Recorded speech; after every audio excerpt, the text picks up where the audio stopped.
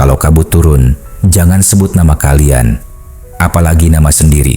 Panggil saja pakai atau bro, jangan dilanggar, paham? Suara serak itu datang dari seorang pria tua berpakaian lusuh yang duduk bersandar di bangku kayu dekat pos pendakian Cibodas. Usianya mungkin sekitar 70-an. Tatapannya tajam meski matanya sayu. Aldo, 24 tahun, hanya mengangguk sambil menahan senyum. Di belakangnya, 3 teman, Dika, Reza, dan Vina, tertawa kecil. Naya, satu-satunya yang agak peka dengan hal mistis, justru terlihat canggung. "Udah kayak di film-film aja, Pak," celetuk Reza sambil mengangkat carriernya. "Siap, nggak bakal nyebut nama kalau kabut turun." "Jangan bercanda, nak," balas si kakek, nadanya mendadak berat. "Kabut di sini bukan cuma uap air, dia bisa dengar, dan dia suka nama. Apalagi yang disebut sendiri, itu kayak manggil." Hening sejenak, tapi kemudian Dika menepuk bahu Aldo, memecah suasana. "Udahlah, kita udah latihan fisik seminggu buat ini, masa kalah sama kabut?" Hari itu mereka memulai perjalanan ke Puncak Gede dengan semangat membara. Ini adalah ekspedisi kecil yang sudah mereka rencanakan sejak lama. Jalur Cibodas memang cukup panjang, tapi terkenal aman bagi pendaki pemula. Mereka membawa perbekalan cukup, tenda, dan bahkan kamera untuk vlog pendakian. Cuaca memang sedikit mendung, namun tak ada tanda hujan. Alam tampak bersahabat. Beberapa jam berjalan, mereka mulai memasuki kawasan hutan lebat. Ranting-ranting pepohonan menjulur seperti tangan tua, dan kabut mulai turun perlahan, menggulung batang-batang pohon seperti napas makhluk hidup. "Wah, serem juga ya suasananya," gumam Vina sambil melirik ke arah kanan. Kabut semakin tebal, padahal masih siang. Suara hutan pun berubah, sunyi dan berat. Naya, yang dari tadi diam, akhirnya bicara. "Kalian masih ingat omongan si kakek tadi?" "Masih," jawab Aldo. "Kenapa? Takut?" Naya tak menjawab. Ia hanya mengeratkan jaketnya dan melirik ke sekeliling. Mereka mendirikan tenda pertama di dekat air terjun dekat desa kecil. Rencananya akan bermalam 1 malam sebelum melanjutkan ke kandang badak esok hari. Saat malam turun, kabut semakin menebal. Asap dari api unggun tak bisa naik tinggi, hanya menyebar mendatar, seolah ditahan oleh sesuatu. Ketika mereka duduk melingkar sambil membuat kopi, terdengar suara seperti bisikan jauh. Vina berhenti tertawa. Dika menajamkan telinga. "Kalian dengar nggak?" tanya Naya ke teman-temannya. Reza mengangguk. "Kayak ada yang manggil," tapi mereka pikir itu hanya suara angin. Malam itu berakhir tanpa insiden, hanya rasa tak nyaman yang mulai tumbuh di hati mereka. Apa yang mereka tidak tahu, sesuatu sedang mendekat, dan gerbangnya hampir terbuka. Pagi harinya, mereka bangun lebih awal. Udara dingin masih menyelimuti hutan, tapi sinar matahari mulai menembus sela-sela pohon. Mereka bersiap melanjutkan perjalanan ke kandang badak. Jalur mulai menanjak dan lebih curam. Naya sempat mengeluh lemas, dan Dika membantunya membawa sebagian barang. Sekitar pukul 10 pagi, kabut mulai turun lagi. Tapi kali ini lebih tebal. Jarak pandang hanya sekitar 5 meter ke depan. Semuanya melambat. Suasana berubah drastis. Suara burung-burung lenyap. Hutan terasa mati. "Aldo, cepetan, lu di mana?" teriak Reza dari depan. Aldo menoleh ke kanan, tapi tak bisa melihat apa-apa. Kabut terlalu pekat. Ia panik sejenak, merasa tertinggal. Lalu ia berseru, "Gua di sini, Reza. Ini Aldo." Begitu kalimat itu terucap, udara seperti mengeras. Detik itu juga, seluruh rombongan seperti membeku. Angin berhenti berhembus, daun-daun diam, bahkan kabut seakan berhenti menggulung. Kemudian muncul suara Aldo sendiri, tapi bukan dari mulutnya. Dari balik kabut terdengar tiruan suaranya sendiri. "Gua di sini, Reza. Ini Aldo." Lalu suara itu terulang dan terulang. Namun setiap kali terdengar, nadanya berubah sedikit. Kadang seperti bisikan, kadang seperti jeritan. Naya menutup telinga. Vina mulai menangis. "Berhenti main-main, Aldo," bentak Dika. "Tapi itu bukan gue," jawab Aldo lirih. Wajahnya pucat pasi. Dari balik kabut, sesosok bayangan muncul. Tingginya mirip Reza, tapi gerakannya kaku dan tak wajar. Ketika sosok itu melangkah, kakinya tak menyentuh tanah, mengambang sedikit. "Apa itu, Reza?" tanya Vina panik. Tapi Naya hanya menggeleng sambil mundur. "Itu bukan dia." Aldo mencoba mendekati sosok itu, tapi Dika menariknya. "Lu barusan nyebut nama lu sendiri kan?" Aldo terdiam. Ia mengangguk pelan. "Lu udah buka pintunya?" Mereka berlari, tapi arah tak lagi jelas. Jalur pendakian seperti berubah bentuk. Tanda-tanda jalur pendaki menghilang. Hutan seperti hidup dan menyesatkan. Dan sosok itu terus mengikuti. Malam kembali turun dan kabut tak kunjung menipis. Mereka memutuskan berhenti di sebuah tanah lapang kecil, tidak jauh dari jalur utama. Namun kini suasananya berbeda. Tak ada lagi tawa, tak ada cerita-cerita konyol seperti malam pertama. Reza belum juga kembali. "Kayaknya dia nyasar pas kabut turun," ujar Dika, mencoba menenangkan suasana. "Mungkin dia udah turun ke bawah duluan." Aldo menggeleng pelan. "Nggak mungkin, barang-barangnya masih lengkap di tenda. Reza nggak akan tinggalin kita tanpa bilang apa-apa." Mereka memasang tenda sambil tetap waspada. Vina sudah terlihat ketakutan sejak sore. Ia duduk sambil memeluk lutut, matanya menatap kosong ke depan. Naya berusaha menghiburnya, tapi ekspresi wajahnya juga tidak meyakinkan. Saat malam benar-benar menyelimuti, sesuatu mulai terjadi. Suara. Awalnya terdengar samar, seperti suara daun terseret angin. Tapi lalu terdengar jelas. Suara seseorang memanggil nama mereka. Naya, Dika, Vina. Suara itu lembut, menyerupai suara Reza, tapi terlalu bersih, terlalu sempurna, seolah hasil rekaman. Suaranya muncul dari berbagai arah, dari balik pohon, dari atas dedaunan, bahkan dari dalam tanah. "Aldo, sini." Vina mulai menangis. "Itu Reza. Dia manggil aku. Kita harus cari dia." Naya menarik lengannya. "Bukan, itu bukan Reza. Dengerin aku." Namun Vina sudah berdiri dan berlari ke arah suara. Sontak semuanya panik. Dika mengejar Vina, disusul Aldo dan Naya. Tapi kabut terlalu tebal. Mereka kehilangan jejak dalam hitungan detik. Hutan seolah menyerap suara mereka sendiri. "Vina!" Aldo berteriak. "Jangan sebut nama lagi." Bentak Naya panik. Mereka menemukan Vina beberapa menit kemudian, berdiri mematung di depan sebuah pohon besar. Tubuhnya gemetar.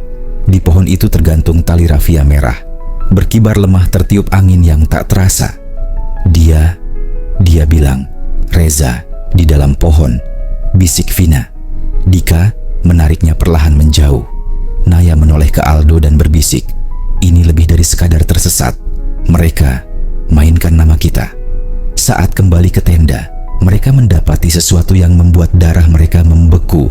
Satu tenda terbuka, dan di dalamnya sleeping bag Reza tampak rapi, seperti baru saja dipakai. Di atasnya tergeletak ponselnya yang menyala. Di layar, rekaman video terbuka. Video terakhir yang terekam hanya menunjukkan kabut. Tapi di detik ke-17 terdengar suara Reza berkata, "Ini bukan kabut biasa. Mereka ada di dalamnya." Lalu video itu mati. Pagi harinya, suasana berubah drastis. Hutan yang semula hijau kini tampak suram dan pucat. Kabut tetap menggantung, seolah tak pernah pergi sejak malam pertama. Aldo duduk memandangi sleeping bag Reza. Ia merasa bersalah. "Gua yang nyebut nama gue sendiri. Kalau gua nggak teriak, semua pasti beda." Naya hanya menatap tanah. "Itu bukan salahmu. Tapi kita harus sadar, ini bukan pendakian biasa. Kita sudah masuk ke sesuatu yang lebih dalam." Dika memeriksa perbekalan. Aneh, beberapa makanan menghilang, padahal belum dibuka. Jejak di sekitar tenda pun tidak normal. Ada jejak kaki yang bentuknya tak manusiawi. Jari-jarinya lebih panjang dan cekungannya dalam, seolah pemiliknya berat atau berjalan sangat lambat. Mungkin ada binatang, ucap Dika. Kalau itu binatang, kata Vina pelan, kenapa jejaknya muterin tenda kita semalaman? Keputusan diambil cepat. Mereka harus turun.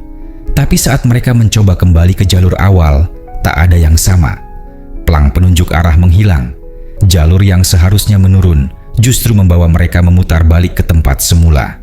Seakan-akan hutan melipat ruang. Naya memberanikan diri membaca doa-doa yang ia hafal. Ia juga melemparkan garam ke sekitar area yang mereka lalui. Kalau ini gerbang, kita harus tutup jalannya. Namun, seolah menjawab usaha mereka, kabut menjadi lebih tebal dan mulai bergerak. Ya, kabut itu seperti makhluk. Ia berputar, menggulung, seakan mencari celah untuk masuk. Lalu, tiba-tiba, Dika berteriak, "Aldo, lihat ini!" Ia menunjukkan pada Aldo sebuah kertas kecil yang terselip di balik batu, tak jauh dari tempat mereka berkemah.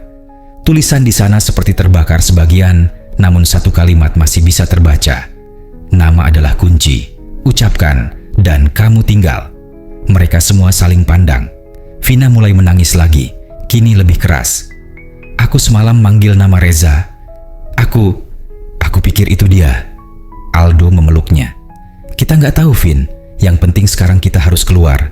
Namun, suara Reza kembali terdengar. Lebih dekat, lebih jelas. "Aldo, Vina, Dika." Tapi kali ini, suara itu muncul dari dalam tenda yang kosong. Aldo perlahan membuka resletingnya. Tenda kosong, tapi di lantainya tertulis dengan bekas arang. Bukan siapa yang masuk, tapi siapa yang akan tinggal. Dan sejak saat itu, Vina mulai berbicara sendiri. Kadang tertawa, kadang menangis sambil menyebut nama-nama mereka satu persatu. Satu nama telah dibuka, dan pintunya belum tertutup. Kabut kini seperti bagian dari kulit mereka. Tak ada jeda dari kehadirannya. Cahaya matahari pun terasa seperti mitos. Yang ada hanya abu-abu yang melayang tanpa arah. Suara pun teredam. Hutan yang biasanya ramai oleh nyanyian burung atau desiran angin kini sunyi. Begitu sunyi hingga detak jantung sendiri terdengar menyakitkan. Aldo duduk bersandar di pohon, tubuhnya lelah, matanya merah. Di depannya, Vina menatap kosong, bibirnya komat kamit menyebut nama-nama.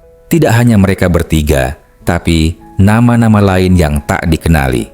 Bayu, Santi, Pak Harun, Yuda. "Siapa mereka, Vin?" bisik Naya. Vina tersenyum tipis. Yang dulu juga pernah nyebut nama sendiri di kabut ini. Sekarang mereka di sini, sama kita. Dika yang sedang memeriksa peta buatan sendiri tiba-tiba mendongak. "Lo semua ngerasa nggak? Ini kayak lingkaran. Kita balik lagi ke tempat awal." Benar. Tali rafia merah tergantung di pohon yang sama, tempat Vina pernah berhenti malam itu. Tanahnya pun sama, bercampur abu gosong dan bekas tapak kaki panjang itu kembali ada, kini lebih dalam.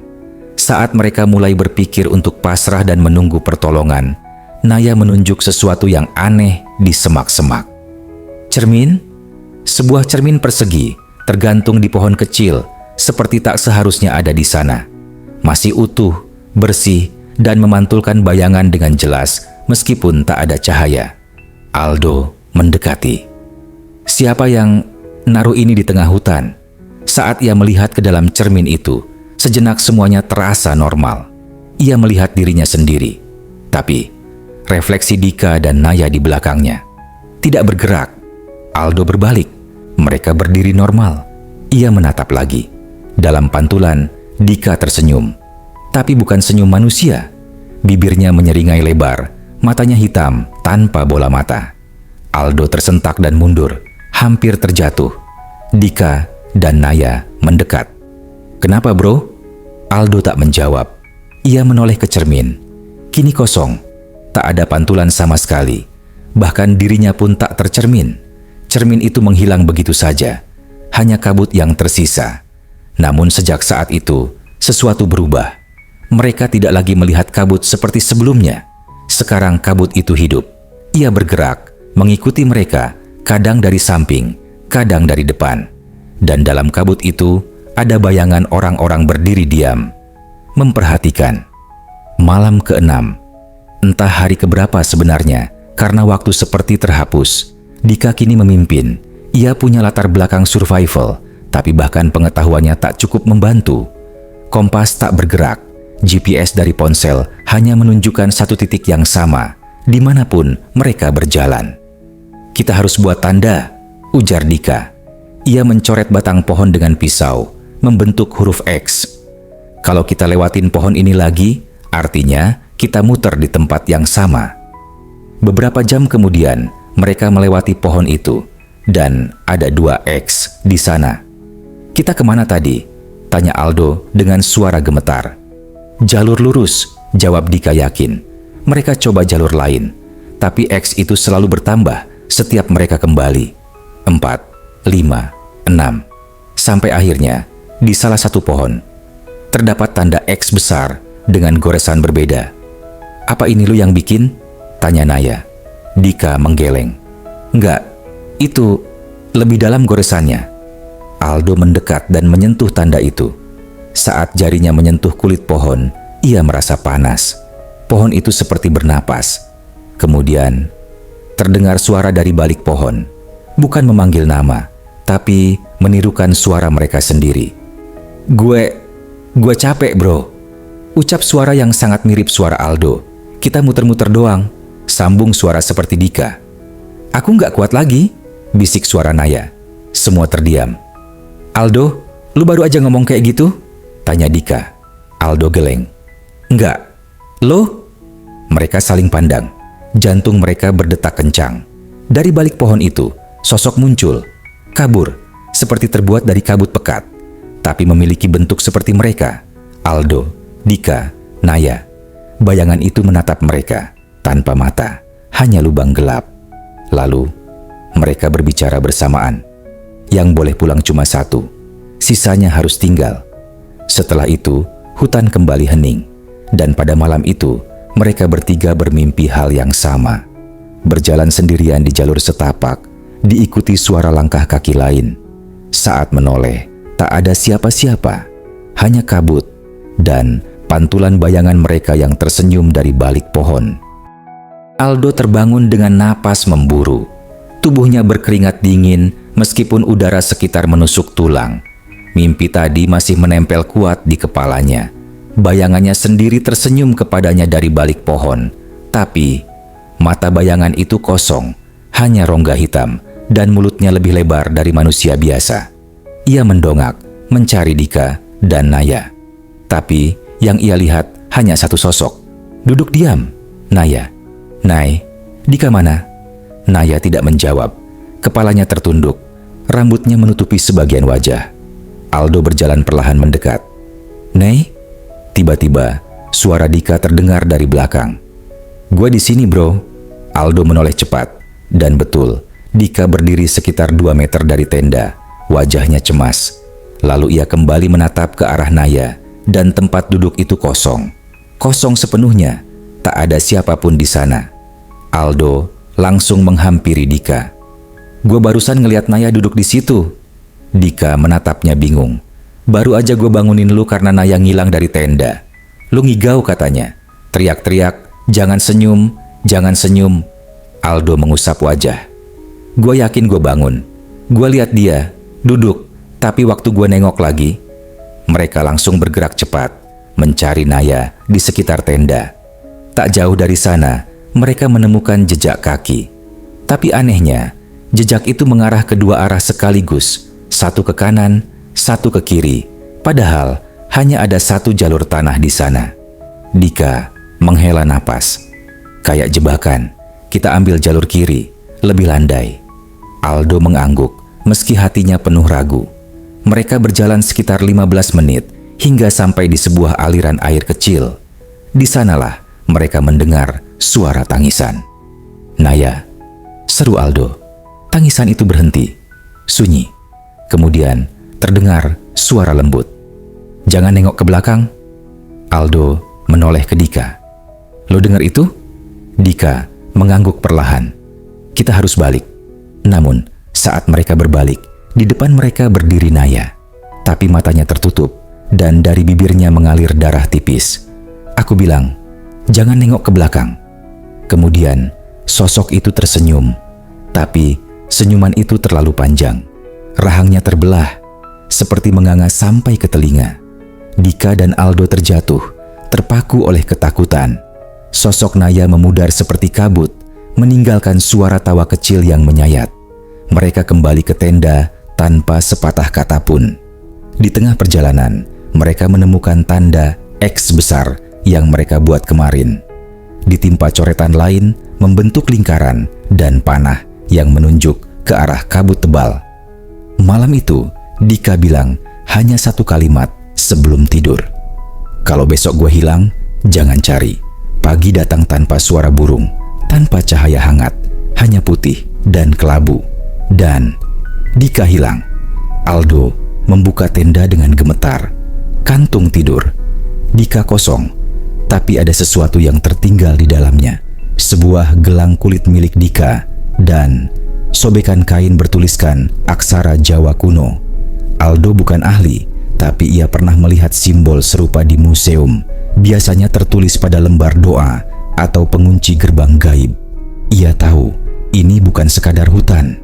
Ini adalah tempat yang punya penjaga. Dan ia tahu Dika tidak pergi begitu saja. Ia mungkin mencoba sesuatu. Mungkin sebuah jalan keluar. Aldo bangkit, menggenggam gelang Dika dan memutuskan untuk menyusuri arah jejak sepatu yang samar-samar terlihat. Ia mengikuti jejak itu hingga ke sebuah kawasan yang berbeda dari sebelumnya.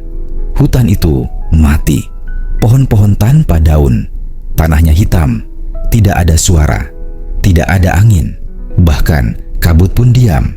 Di tengah area itu berdiri sebuah batu besar setinggi dada orang dewasa. Di atasnya tertancap benda yang menyerupai keris, tapi dengan ukiran yang melingkar seperti tubuh ular. Dan di depannya berdiri Dika. Wajahnya pucat, tapi matanya tajam. "Aldo," katanya pelan, "lo datang juga. Apa yang lo lakuin, Dik?" "Ada jalan keluar," jawab Dika sambil menunjuk batu itu. "Tapi lo harus ganti nyawanya." Aldo mematung. "Lo mau keluar, lo harus buka gerbangnya. Tapi gerbang itu harus ditutup pakai satu jiwa. Reza udah dipanggil duluan. Naya, dia dipakai buat umpan. Gue milih bantu buka. Tapi satu dari kita harus tinggal." Aldo mundur. "Lo gak waras." Dika tersenyum. Mungkin emang harus gila dulu buat ngerti yang gaib. Tiba-tiba tanah bergetar. Batu itu bersinar dan kabut di sekitar mulai menyatu ke dalam keris. Suara-suara mulai terdengar. Jeritan, rintihan, dan tawa menyatu dalam harmoni mengerikan. "Aldo, ucapkan satu nama. Lo buka jalannya dan keluar." Tapi Aldo tahu satu nama yang diucap akan dikorbankan. Dan jika ia menyebut namanya sendiri, maka ia akan tinggal di sini selamanya. Lalu suara itu muncul dari balik pohon. "Aldo, sebut saja satu nama atau semuanya akan tinggal." Aldo berdiri di persimpangan maut antara menyelamatkan diri atau ikut terjebak dalam kutukan yang abadi. Dan ia tahu satu kata saja akan mengubah segalanya. Aldo berdiri di depan batu besar itu. Matanya tidak bisa lepas dari Dika yang kini tampak terperangkap dalam kutukan kabut. Di belakangnya, kabut semakin pekat, menyelimuti seluruh area dengan kegelapan yang mengerikan.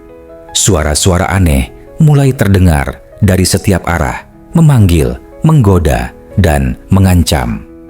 Aldo merasakan jantungnya berdegup kencang dan tangan kirinya menggenggam gelang kulit Dika erat-erat. Itu adalah simbol harapan, harapan bahwa ia bisa keluar, bahwa ia bisa menemukan cara untuk mengakhiri semua ini. Namun, kata-kata Dika terngiang di telinganya. "Satu dari kita harus tinggal." Aldo menatap Dika yang semakin gelisah. Matanya mulai memancarkan keputusasaan. Dika tahu bahwa dia sudah terperangkap dalam dunia ini, dunia yang penuh dengan kutukan, dan satu-satunya jalan keluar adalah mengorbankan jiwa apakah itu milik Aldo atau dirinya sendiri. "Dika." Aldo mencoba berbicara, tetapi suaranya tersendat. Ia tahu di ujung kalimatnya ada kata yang harus diucapkan, satu kata yang dapat mengubah segalanya. Namun, ia juga tahu bahwa jika ia mengatakan kata itu, dia akan mengutuk dirinya sendiri. Jika ia menyebutkan namanya, kabut ini akan menelan segalanya. Tapi ada sesuatu yang lebih menakutkan.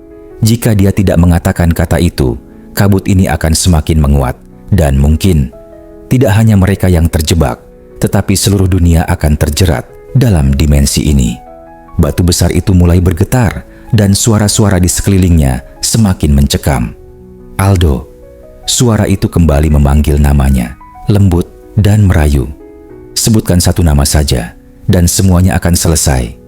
Aldo tahu apa yang harus dia lakukan. Dia harus memilih untuk menyelamatkan diri atau ikut terjerat dalam kutukan ini selamanya. Tangannya gemetar. Ia menatap Dika dengan perasaan campur aduk, rasa bersalah, rasa takut, dan rasa kehilangan. Sekali lagi, suara itu mengingatkan, "Cukup satu nama, Aldo, satu nama saja." Ia menatap langit yang kini tertutup kabut tebal. Hutan yang sebelumnya tenang, kini terasa hidup. Suara daun yang bergesekan, suara ranting yang patah, semuanya bergabung menjadi suara seruan yang tak henti-hentinya memanggil namanya. Ia menutup matanya, berusaha menenangkan pikirannya. Tapi dalam kegelapan itu, satu nama akhirnya terucap, terlepas tanpa bisa dibendung. "Dika," gumam Aldo, dan kata itu terasa seperti kutukan. Begitu kata itu keluar, kabut langsung bergerak liar, menggulung mereka berdua ke dalamnya. Segala suara berubah menjadi gemuruh. Aldo merasakan tubuhnya terangkat, seperti ditarik oleh kekuatan yang tak terlihat. Dika menatap Aldo dengan tatapan kosong, seolah sudah siap untuk menyerahkan semuanya. "Lo nggak punya pilihan, Aldo. Lo udah memilih." Dan dengan kata itu, kabut yang semula mengelilingi mereka langsung berubah menjadi kekuatan yang tidak bisa mereka lawan. Semuanya memburam, dan Aldo merasa dunia ini mulai terpisah dari dirinya. Waktu terhenti. Namun, ketika kabut itu mulai mereda, Aldo mendapati dirinya kembali berada di jalur pendakian. Hanya ada satu perbedaan. Dika tidak ada di sana. Aldo terbaring di tanah, tubuhnya lelah dan goyah. Ia tidak tahu berapa lama ia terjatuh, tetapi saat ia membuka mata, kabut sudah menghilang. Pagi datang, meskipun tidak ada matahari yang tampak. Di sekelilingnya, Gunung Gede Pangrango berdiri kokoh, seperti tidak terjadi apa-apa. Aldo mengangkat tubuhnya perlahan dan memandang sekelilingnya. Semua ini terasa asing. Ia tidak tahu apakah ini kenyataan atau hanya bagian dari ilusi yang diciptakan oleh kabut. Dia berdiri dan melihat ke sekitar, berusaha menemukan jejak langkah yang bisa membawanya keluar. Tapi tidak ada. Jalur yang dilaluinya sebelumnya kini terlihat sama sekali berbeda, dan suara alam pun tak ada. Hanya diam yang menyesakan. Aldo berteriak, mencoba memanggil Dika, berharap bahwa temannya itu akan muncul dan mengatakan bahwa ini semua hanya mimpi buruk. Tapi hanya gema suaranya yang kembali.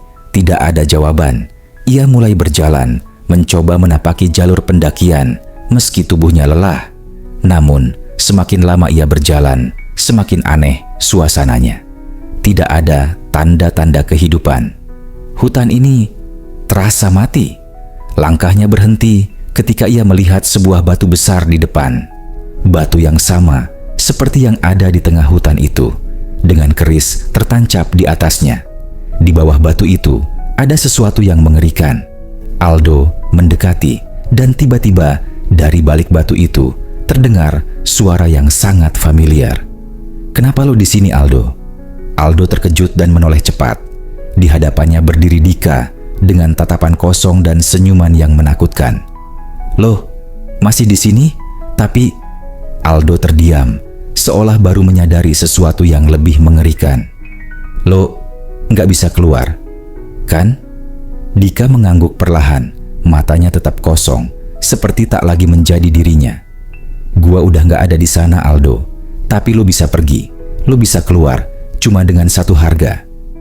Aldo mundur sedikit, wajahnya pucat.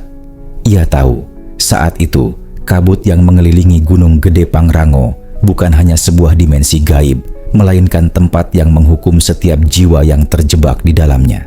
Ia sadar bahwa dirinya sekarang bukan lagi bagian dari dunia yang ia kenal. Lo harus pergi, Aldo. Tapi ingat, lo nggak akan bisa kembali. Dunia kita sudah berubah. Aldo menatap Dika, lalu dengan hati yang berat, ia melangkah menjauh, meninggalkan kabut yang perlahan mulai menelan seluruh keberadaannya. Dan di balik kabut hanya ada keheningan, sementara Gunung Gede Pangrango tetap berdiri sebagai saksi dari kutukan yang tak pernah terputus.